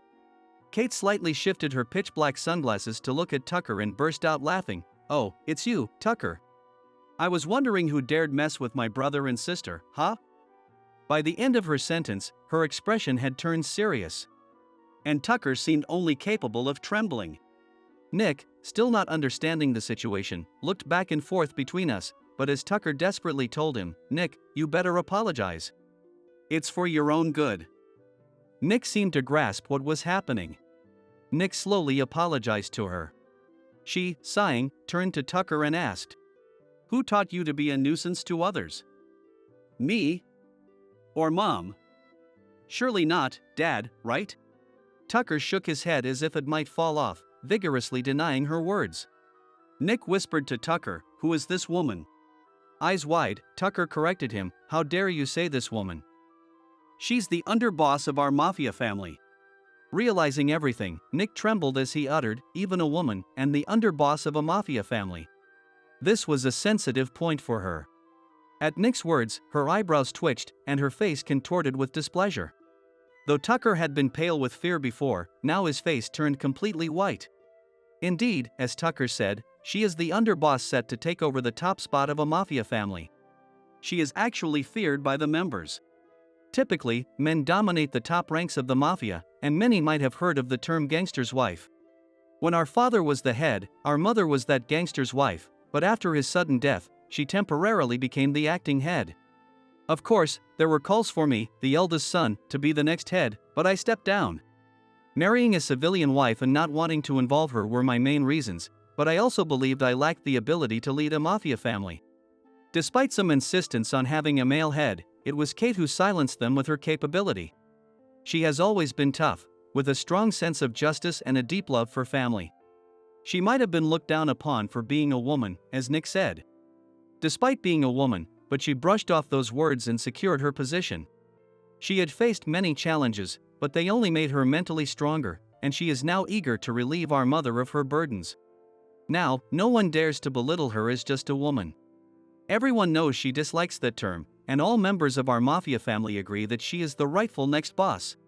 Tucker repeatedly begged for forgiveness from her, and Nick, having heard the conversation, realized she was no ordinary woman. For once, Nick's arrogance faded, and he trembled noticeably. Then, in contrast to my formidable sister, a carefree voice sounded. "Sorry I'm late. Oh, what's this?" Needless to say, it was our mother. Tucker, regretting messing with me, looked at me with teary eyes. My mother quickly grasped the situation and turned to Tucker, asking, "Aren't you the boy from back then? It seems quite tense here, but can you explain what's happening?" Overwhelmed by my mother's commanding aura, Tucker kept apologizing, seeking forgiveness. To a confused Nick, I explained, "As you can see, Tucker is a member of the mafia family led by our mother, the current head, and my sister." "The next head." Tanner stared at Kate and me, his teeth chattering. With a sigh, Kate suggested, "Let's not disturb the other customers here. Let's talk in the private room in the back." Tucker, looking utterly deflated, had no choice but to agree. Nick, having relied on Tucker's authority, clearly lacked the courage to challenge someone who even Tucker obediently followed. He replied in a voice as faint as a mosquito's and followed us timidly. We took our seats and ordered drinks. After hearing some of the situation from Kate, our mother spoke to Tucker in a low, grave tone. "How dare you disgrace our family's name in such a place? The worlds of the straight and the mafia are different. You should know better." The usual swagger drained from Tucker as he faced the stern reproach from our mother, the current head of our family. He was profusely apologetic. Next, my mother turned her attention to Nick, who was frozen in place, not moving an inch. Having no courage to fight against them, Nick looked down, sending me a look as if begging for help. I'm sure Nick also believed that I wouldn't come to his rescue. But he knew all too well that it was only now, after he had repeatedly been sarcastic towards me, that he found it convenient. Indeed, the way Nick looked at me seemed less hopeful and more like a faint glimmer of hope. In the worst case, he might be crushed by our family. If Mr. Yale ever found out about this, Nick could be demoted from his managerial position for colluding with the mafia. As the saying goes, the eyes are the windows to the soul. Nick spoke volumes with his eyes alone. I sighed softly and spoke to my mother, who looked like she was about to explode in anger. It's partly my fault. I should have stood up for myself instead of backing down. Both Nick and Tucker looked stunned, as if they had never expected me to defend them, their faces showing a glimmer of hope. Kate then said to me, "Are you showing them mercy?" From what I just heard, that person looked down on you just because you only finished high school and practically humiliated you in public. You're still going to forgive him? Nick, at a loss for words, tightly closed his eyes. Tucker started to look visibly nervous. My mother remained silent, observing the situation. I slowly began to speak, sharing my thoughts. I don't like conflicts. You two should know this best. Don't resolve matters by force but by dialogue, wasn't that Dad's favorite saying? I may not be as strong as you and the others, but I can engage in dialogue. With that, I straightened my posture and looked Nick in the eye. Nick seemed momentarily confused but then returned my gaze seriously. You were anxious, weren't you? Being the nephew of Mr. Yale, you feared not being taken seriously. And your focus on academic credentials stems from your own struggles to pass entrance exams for a prestigious university. While that's an achievement to be proud of, it doesn't mean that all employees who didn't go to college have given up or dropped out. Isn't society about understanding and respecting each other, helping one another? Nick had nothing to say in response. Instead, Tucker spoke up. I'm sorry. I was just bluffing like Nick. I have a sister suffering from a chronic illness, and Kate helped with the medical expenses. I wasn't aware of that. As I looked towards Kate, she shrugged and said, Tucker's sister is your age. His brother was originally a part of our family and was a great ally of mine. So for Tucker and his sister, they're like family to me. I helped out with the medical costs, with my own money and some from our mother. It's my way of returning the favor since his brother always stood by me, even when I felt isolated. While I was surprised to hear about this connection between her and Tucker, it seemed just like her to go to such lengths. My mother also silently approved of what Kate was doing as the next head of the family. Tucker apologized again for his misconduct. Even though I was unaware, I ended up repaying your kindness with betrayal. You said you would cover the full amount. But I'll work and pay it all back. Before Kate and my mother could respond, I said, there's no need for that. Tucker looked back at me, surprised. I continued to express my thoughts. Indeed, what you did could have tarnished our family's reputation. I live in the civilian world now, detached from the family business. But such actions could inconvenience Kate, my mother, and the members, especially your brother. Pausing for a moment, Tucker seemed to take my words to heart, giving me a serious look. I added, but you've managed to apologize properly. Normally, one might make excuses to justify their actions. You could easily say that since I'm no longer involved with the family business, it's none of my business. But you didn't resort to such tactics. Instead, you admitted your mistakes openly. I don't think Kate and the others would impose further punishment on someone like that. With that, as if breaking the tension, my mother burst out laughing. I was momentarily flustered, thinking I had said something odd, but then she, no longer as the head of our family but as a mother, said to me, You're becoming more and more like your father. Normally, I would have to condemn Tucker for tarnishing the family's name. But as you said, he's taken responsibility and apologized. This time, I'll forgive him, for your sake. I was relieved. Honestly, it was almost a gamble whether my mother would let Tucker off the hook. Since my father's death, she has led with unmistakable authority to ensure she wasn't underestimated, resolving conflicts within the family with decisiveness. Kate too had made considerable efforts to demonstrate her capabilities, deeply understanding what it means to be part of the mafia. Whether to forgive Tucker was a delicate matter, but I was relieved that my words had an impact. Tucker, likely never expecting this outcome, teared up and grasped my hand, saying, Thank you for protecting me, even though I was so rude out of the blue. I slowly shook my head in response to his words. I hadn't really protected Tucker. I had simply stood by my own principles and followed through with them. When I explained this, Tucker, deeply moved, said you are my hero, and showed respect for me, even though I'm younger than him. Feeling a bit odd, I asked him to stop saying that. Please, don't say like that. That's not really my style, I said hesitantly. Perhaps finding it amusing, Kate burst out laughing, dispelling the somber mood. And my mother suggested we toast with some beers that were just brought out. While looking apologetic, Tucker accepted a beer mug. However, Nick, who had been silent until then, politely declined and said, I need to cool off outside. Tucker, stay here. Before he stood up and left the restaurant. I debated whether to follow Nick, but finding no words to comfort him at the moment, I decided to let him be. Ultimately, with one more person, we went ahead and celebrated Kate's birthday as planned, enjoying a delightful meal together. Nick didn't return to the restaurant after that. Having completed my father's memorial service, I returned to the apartment where I live with my wife. When I went to work as usual the following Monday, something felt off. The office, which had been frantic lately, was unusually calm and settled today. I went to my desk and asked a colleague next to me what happened, and apparently, Nick had been transferred or something. And someone who came in temporarily this morning was now in charge. Thanks to him reverting the work assignments Nick had messed up, the daily chaos had settled down.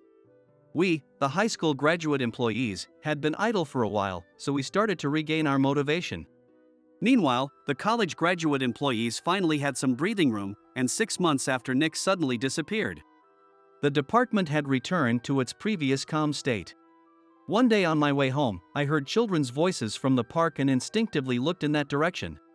There, in a suit, Nick was sitting on a bench.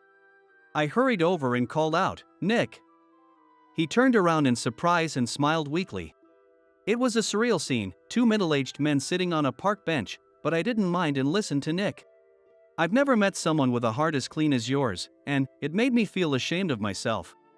Everything you said back then hit the nail on the head. I was panicking, resenting the high school grads for not having it as tough as me, just fueling my own competitiveness. That realization made it impossible for me to go back to the office. He accepted a cup of coffee I bought from a nearby convenience store, and as he thanked me and drank it, Nick's profile looked somewhat lonely. Right after that incident, he confessed everything he had done to his uncle, Mr. Yale, and asked for a disciplinary leave on his own accord.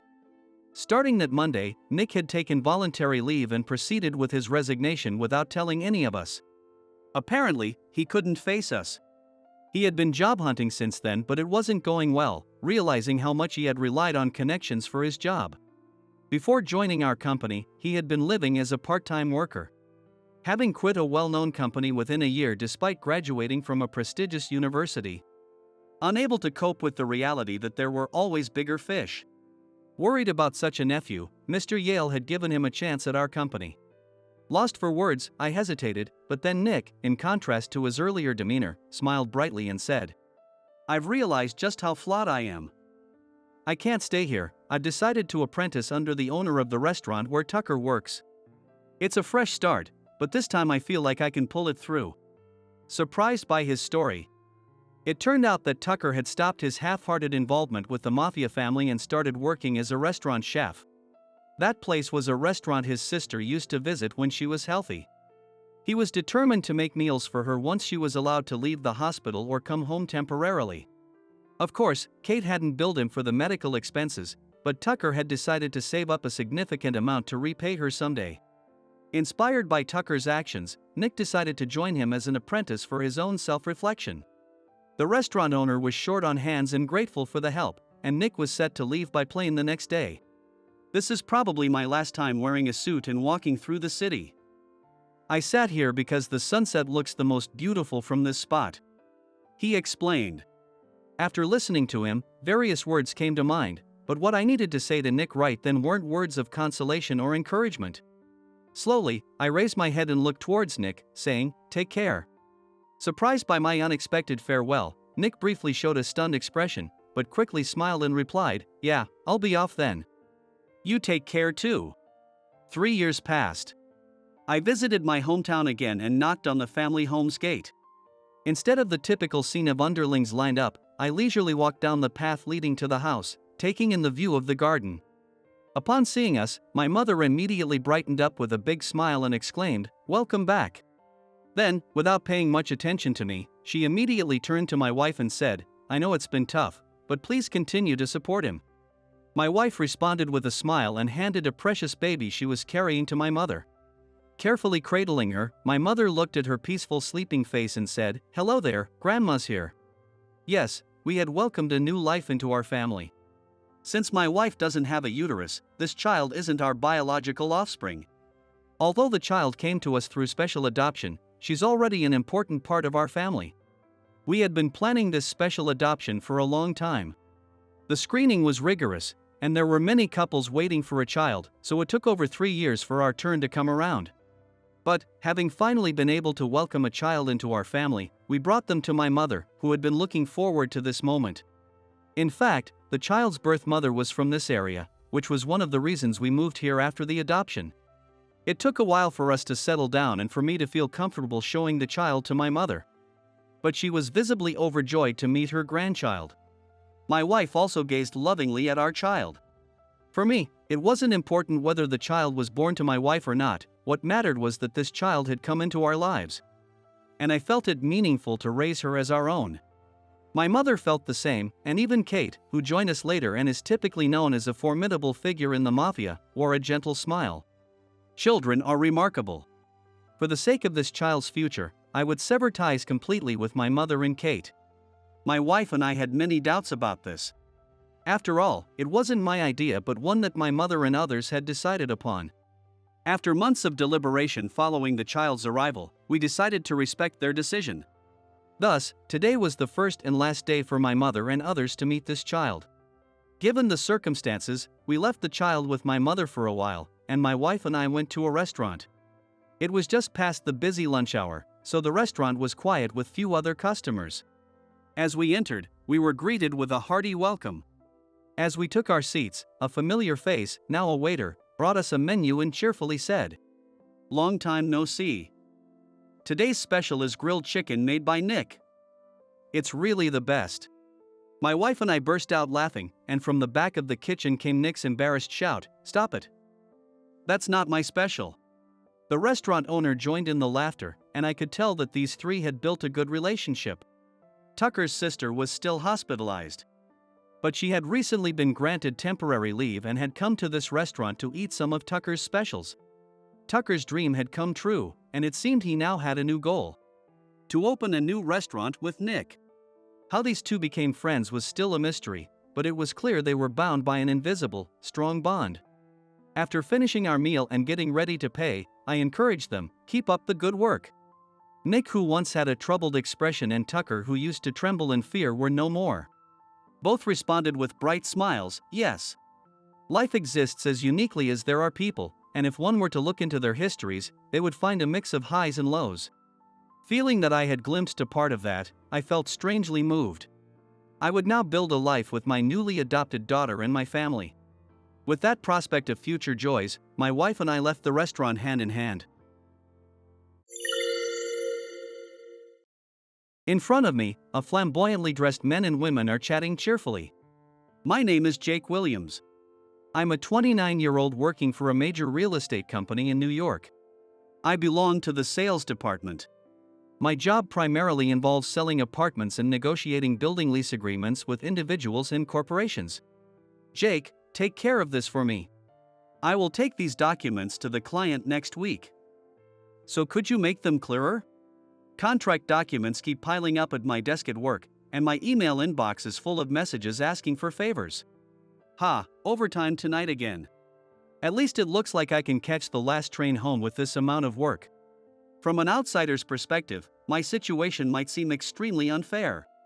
However, I've resigned myself to accept these circumstances. Wow, what a big success you are. That's about all you're good for, unlike me, a Harvard-educated elite and a real asset to this company. While you're just a dead weight. The one who spitefully spoke to me as he piled more documents on my desk was my colleague, Steve Carter. Like me, he is in sales, but he often brags about being a Harvard-educated elite and heir to a fortune.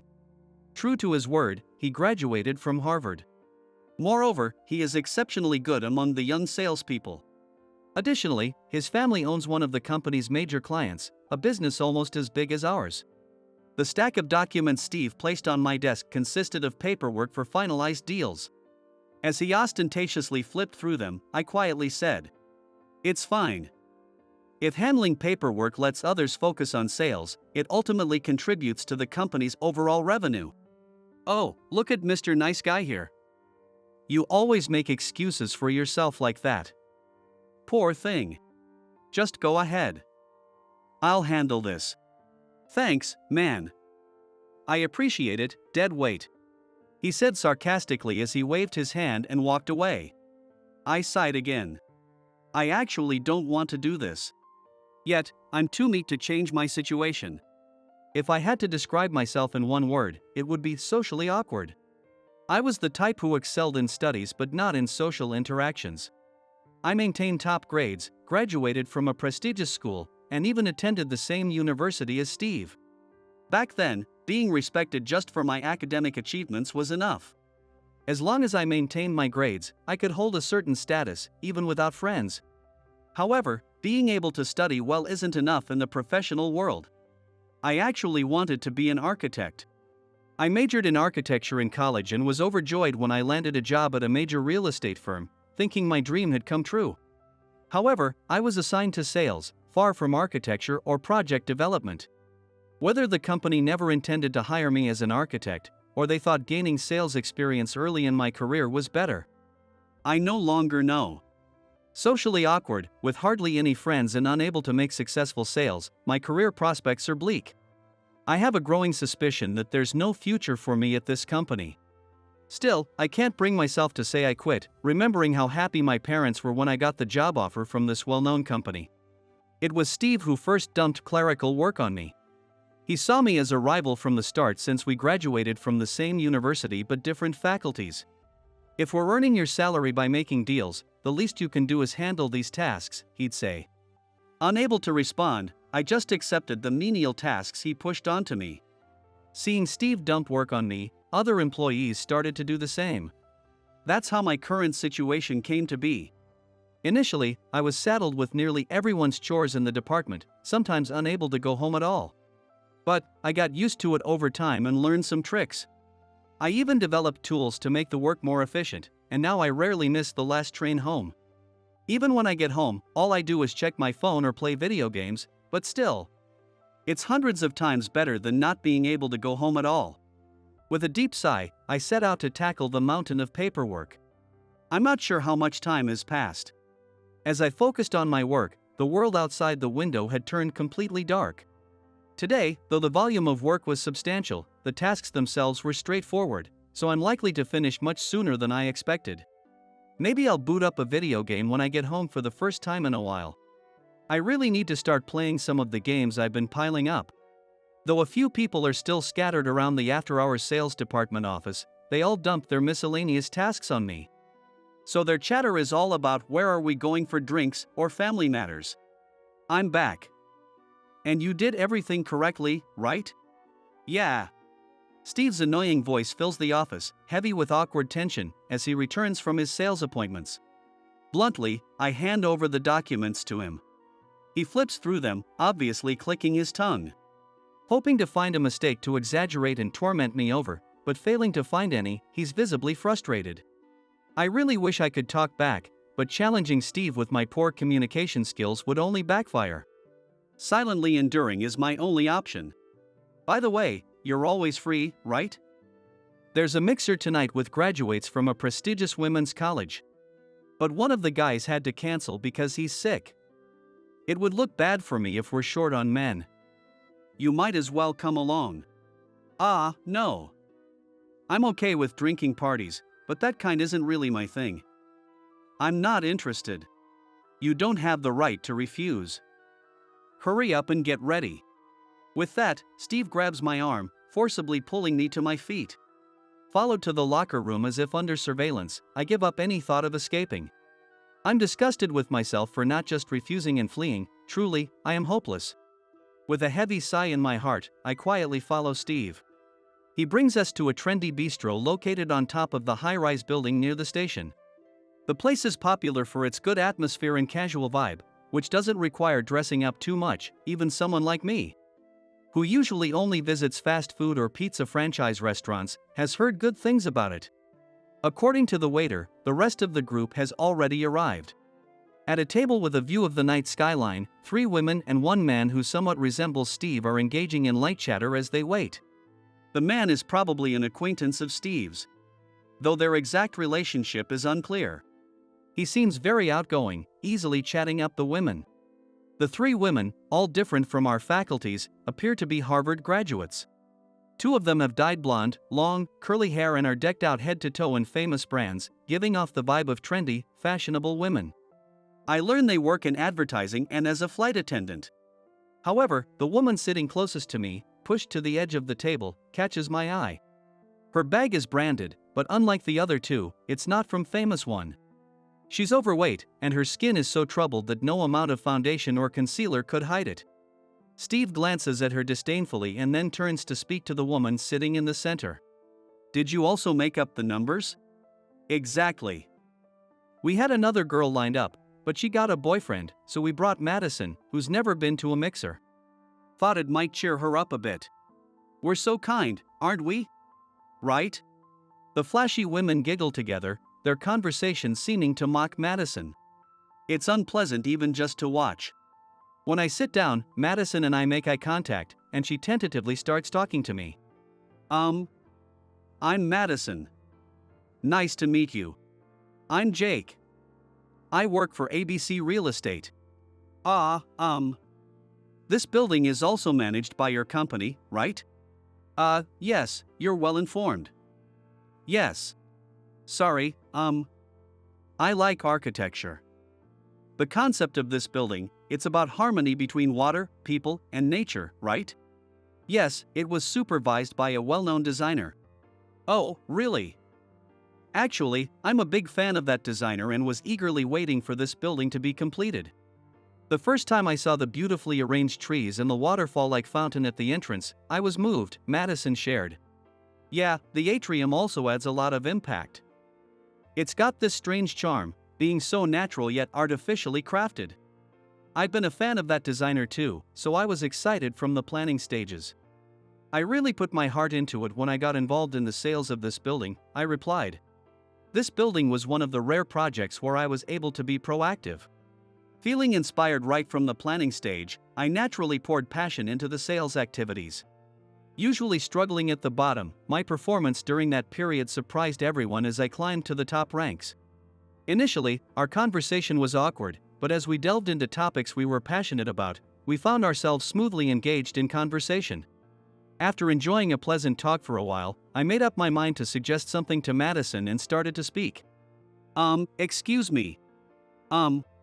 She started at almost the same time.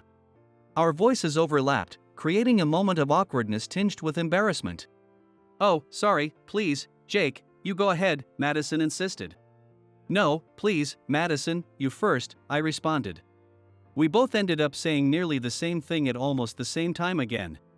It made us laugh, our timing syncing even in our amusement. I'll go first then. If it's okay with you, could we exchange phone numbers? She asked. Of course. Are you sure? I eagerly replied. Yes. I'd really like to have a detailed discussion about architecture with you, Jake, and maybe even visit museums and architectural sites. I usually go to these places with my dad, but I've been wanting to go with someone my own age, she explained. I'd love that.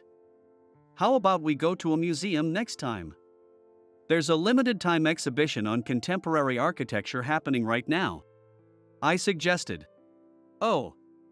I've been wanting to go there too. Definitely. Madison agreed. We both pulled out our phones and opened our messaging apps to add each other as contacts. We tried to scan the QR codes, but wasn't it possible to get to the screen from here? I wondered aloud. I thought so too. Madison seemed puzzled. Both of us struggled with the app. I usually only used for straightforward responses to messages from my mother like, "Are you eating well?" or "Are you coming home for Christmas?" It had been years since I had added a new contact. Madison seemed to be in the same boat.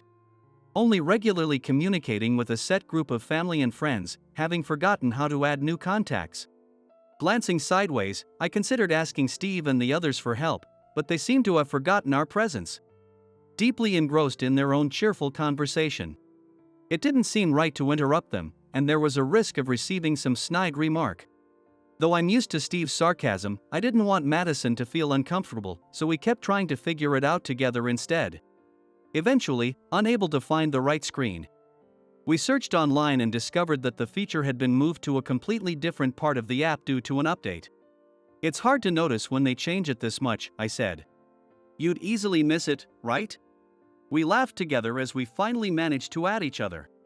Madison's profile icon was a monster character from a children's cartoon popular when I was young.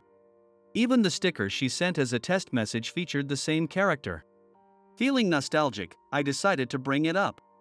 Is that a cartoon character, right? I asked. Do you know it, Jake? Yes, it is. I've loved it since I was a kid and still collect the merchandise, she responded. I liked it too. Even now as an adult, if I see some toys, I can't help buying it. I live alone away from home now. But I have a collection of that merchandise displayed on my TV stand, I shared. They're really cute. Oh, by the way, what were you going to say earlier? She inquired. Oh, that thing I started to say earlier? I clarified. Yes. Well, I was going to ask if we could exchange contact information too, so I guess my point is already covered. It's surprising we were about to say the same thing at the same time, I said, a bit embarrassed. Was that so? Yes. Embarrassed, I smiled shyly back. This was, after all, a mixer. While it's true that mixers are places to look for potential partners, I had forgotten all about that because I genuinely enjoy talking to Madison. It's funny how, when you deliberately take steps or make a conscious effort in relationships, it can make you feel unexpectedly shy. My relationship with Madison progressed smoothly after that. It felt like we hadn't just met, our tastes and interests were remarkably similar. We both preferred quiet, subdued places over noisy, flashy ones. Both of us loved architecture, and our tastes in cartoon characters and music were almost identical, which made it easy to recommend things we liked without any hesitation. Whether or not we saw each other as potential romantic partners was another matter, but at least the time I spent with Madison was very comfortable. And there was an unexpected benefit. Talking openly with Madison gradually eased my fear and apprehension towards others, and before I knew it, we had developed a good relationship. Since moving to New York for university and leaving my family behind, I realized I rarely made eye contact or talked with others. I didn't talk much with professors or fellow students about anything other than studies, and at work. I hardly ever engaged in non-work related conversations. In fact, even work conversations were kept to a bare minimum. Perhaps it was my naturally shy and introverted personality, but more than that, I had simply forgotten how to converse because I avoided it so much. Strangely, as I started to feel a bit more positive, the motivation to change my situation began to grow. All right, I'm going to change jobs. What? Where did that come from? Madison blinked in surprise. I suddenly muttered to myself during a coffee date with Madison. It's understandable she would be shocked by such a sudden declaration. Taking a deep breath, I explained to a confused Madison why I felt this way. How I'd always wanted to be an architect since I was a child, how I thought I'd landed a dream job in the industry only to be placed in sales. How I wasn't good at dealing with people and had ended up failing in sales. There was a bit of embarrassment. I was afraid of disappointing her. But somehow, I felt that Madison would understand. True to my feelings, Madison listened quietly as I spoke. After I had finished, she clapped her hands lightly and said with a smile, I know of a small but reputable architectural firm. If you like, I can introduce you to them. I had no reason to decline Madison's offer. Later, I sent my resume to the architectural firm she recommended, and everything progressed smoothly to the interview stage. On the day of the interview, it was a one-on-one with the director. Nervously, I knocked on the door. A gentle male voice invited me in. It's been a while, Jake. What? I was initially confused by the kind voice, but I quickly recognized him. It was the warm gaze and the mole under his eye that looked like a tear, which seemed to express trouble. I remembered him by his trademark tortoiseshell glasses. Daniel. Yes, that's right. I'm Daniel Foster, Madison's father and the director of Foster Architectural Office. I suddenly remembered. This man was the local architect who had inspired me to pursue this career. My father was frequently transferred for work. Sometimes we moved every 6 months, sometimes we stayed as long as 2 years, but it was always to different places. Making friends only to soon say goodbye, and often being mistreated by other kids because I was always the new kid. I became quite phobic of interactions with others. The only family outside of my parents with whom I could ever open up was the architect's family. The kind architect Daniel and his wife. And their daughter, the girl my age I used to call by Maddie. I was particularly close Maddie.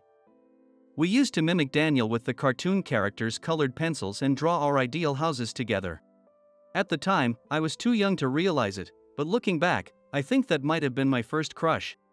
Even after my father's job determined we had to move, I continued to correspond with Maddie. I wondered what words would make Maddie happy.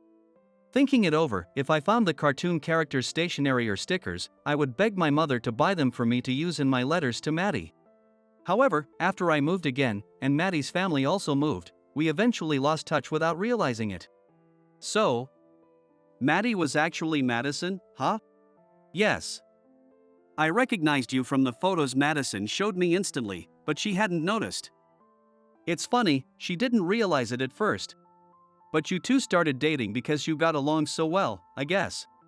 Then, before I knew it, 10 years had passed.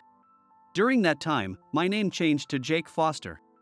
Yes, I married Madison and became an adopted son-in-law to take over the office. Originally holding an architect's license, I gained practical experience under Daniel's guidance and became a first-class architect. Before I knew it, I had become somewhat of a celebrity within the industry while being passionately involved in my work. I was living fulfilling days, doing what I loved as a job. Then, a former associate from the architectural firm I had belonged to contacted me. They wanted me to design and construct a large commercial building as part of the redevelopment of an area around a certain station. Today, the person in charge was supposed to come over to discuss the details and decide whether to formally accept the job, but... Jake? Long time no see, Steve. Ah, I see you're now the assistant manager. I was slightly taken aback by the appearance of the person in charge. The person in front of me was unexpectedly Steve. Steve seemed just as surprised to see me. However, professionally, Steve handed me his business card, which stated his position as assistant manager. I had thought with his track record he might have been at least a vice manager by now, so this was a bit surprising. My murmuring seemed to have hit a nerve with Steve. He frowned unpleasantly, his forehead, whiter than before, wrinkling up. You're just right for a small architecture office clerk like this, aren't you? Come on, hurry up and call Jake. I don't have time to deal with a loser like you. It's me, though. What? You've got an appointment with architect Jake Foster, right? I'm Jake Foster. What? You were Williams, weren't you? I took my wife's surname when we got married. I'm now a Foster. What? There's no woman who chooses a loser like you. I did choose him. I'm the one who chose him. Steve's face froze in shock as a beautiful woman suddenly joined the conversation. Her long, straight black hair. Elegant attire.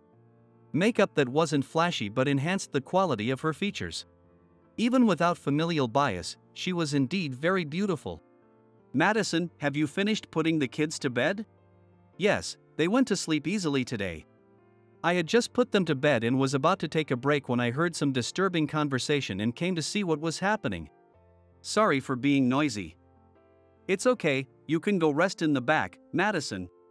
No, I have something to say. Madison looked at Steve with a sharp gaze, as if pinning him down. Caught off guard, Steve flinched under her stare. It's been a long time, Steve. Have we met before? Don't you remember? I suppose not. You didn't seem to notice me at all. Steve appeared confused by Madison's words. With a sigh, Madison continued. There was a mixer you forcefully brought Jake to. I was there too. What? Why? I've heard about it. You got dumped harshly by both of them afterward, didn't you? You've heard about it? Yes, those two were my best friends during my college years. You mean, you were that plain, overweight girl back then? Steve asked with a tremor in his voice, to which Madison agreed. Steve, in disbelief, examined Madison from head to toe, as if trying to reconcile her current appearance with his memory. No, you're like a completely different person. No, it's really me. No mistake, Madison confirmed. But, the girl who was there at the time was really awful. Her hair was a mess, her skin was terrible, and her figure. She looked like she was just there to make the other two stand out, didn't she?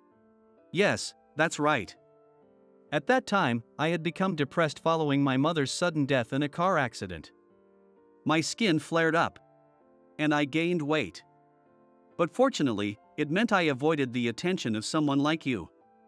Plus, I got to reunite with my first love and even got married. What? Steve seemed wounded by Madison's words. He glared aggressively, but Madison did not flinch. Instead, Steve seemed intimidated by Madison's composure. After my mother died, I was really down. And my two friends thought that maybe a new encounter could cheer me up, so they invited me to that mixer. At that mixer, I coincidentally reunited with Jake, my childhood friend, and well, it turned out to be really good. But you openly mocked us, right? They were so disgusted by your shallowness that they dumped you, Madison recounted. At the mixer, the two flamboyant women with Madison had been her best friends from her student days. I felt bad at the time, thinking maybe they were mocking her by making her the butt of the joke.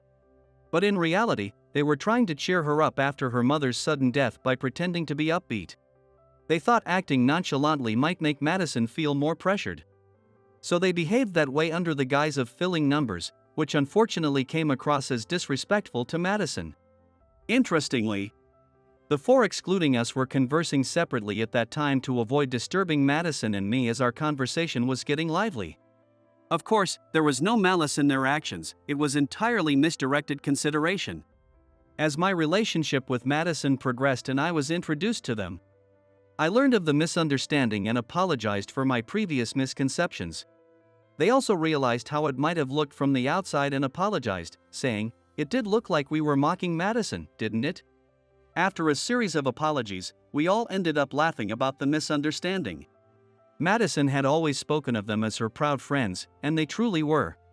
Getting to know them, they turned out to be wonderful women, beautiful both inside and out.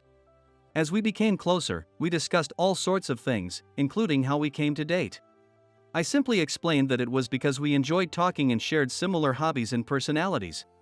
But I also mentioned how I had discovered that the girl I used to draw the ideal house with the cartoon characters' colored pencils was actually Madison. We all laughed again at the chance reunion at a mixer we were both reluctant to attend.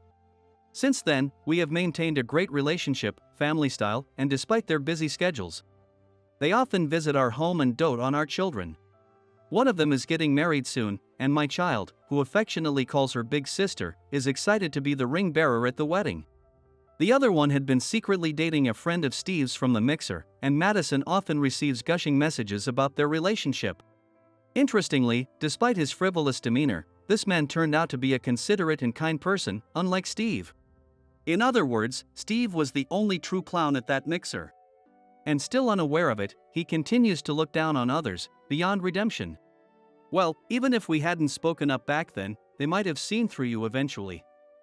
Those two have a terrifyingly good judgment of character. I mentioned. That's true. They are my proud friends, after all. So, what is this? Both of you teaming up for revenge? No, not at all. I just had something I wanted to say because you were still trying to belittle Jake.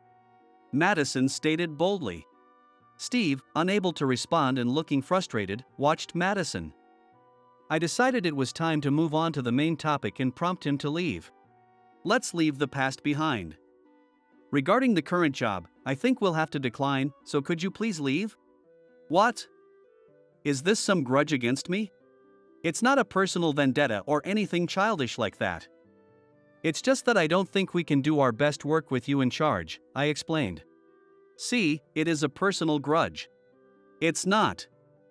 I know how you work from having to do your paperwork. You always try to cut costs and make changes to specifications to save money. And you push these through quite forcefully using the company's name. Indeed, as a salesperson, maybe that's correct. But I don't think I can do my best work with that approach, so I'd prefer if you left. We'd both just be wasting our time otherwise. Realizing further argument was pointless, Steve quietly left.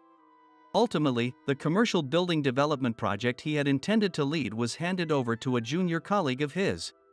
This colleague then approached my office with much better terms and a genuine passion for the work. It turns out this younger colleague was a fellow architecture enthusiast like Madison and me. He presented the project with such enthusiasm that exceeded the scope of typical business. Expressing admiration for my past work and insisting that this project needed my expertise. I liked his attitude and accepted the job. Conversations with him and the project team were always exhilarating, and before we knew it, we had created a piece of architectural romance. They went to great lengths to ensure my plans were approved and secured the necessary budget. Thus, we spent busy yet fulfilling days, and the project concluded with great success. Due to this project, the younger colleague was promoted, while Steve, edged out in the form his junior colleague took over. Found himself in an awkward position within the company. When I was at that company, Steve had been celebrated as a star of the sales department, but as times changed, his methods became less acceptable to clients. His sales performance is now average at best. He had been overtaken in both sales and promotions by his junior colleagues, and I heard he remains single despite some relationships. Struggling to make the commitment to marriage. His once admired title of Young Ace of the Sales Department at a major company helped him in his younger days, but as he aged, his unappealing personality and declining looks gradually made him less attractive. Though the marriage market might still hold some potential for him, his high pride seems to prevent him from engaging in serious efforts to find a partner. His family's large enterprise officially chose his older brother as the successor. Originally, his father had intended to pass the mantle to his elder son, but Steve had tried to prove himself worthy by excelling at the company. However, as earlier mentioned, it ended with his brother taking over, leaving Steve without a place both in his company and family home. Unable to create a haven called home for himself. While I do feel a bit sorry for him, well, he's now just someone I used to know. Comparing oneself with others. Belittling others. Taking the high ground are perhaps primal instincts of social animals, but acting solely on instinct is no different from a beast. Respecting others and being kind. While these may seem basic, people like Steve who cannot do so are certainly out there. Hopefully, they will eventually realize this on their own.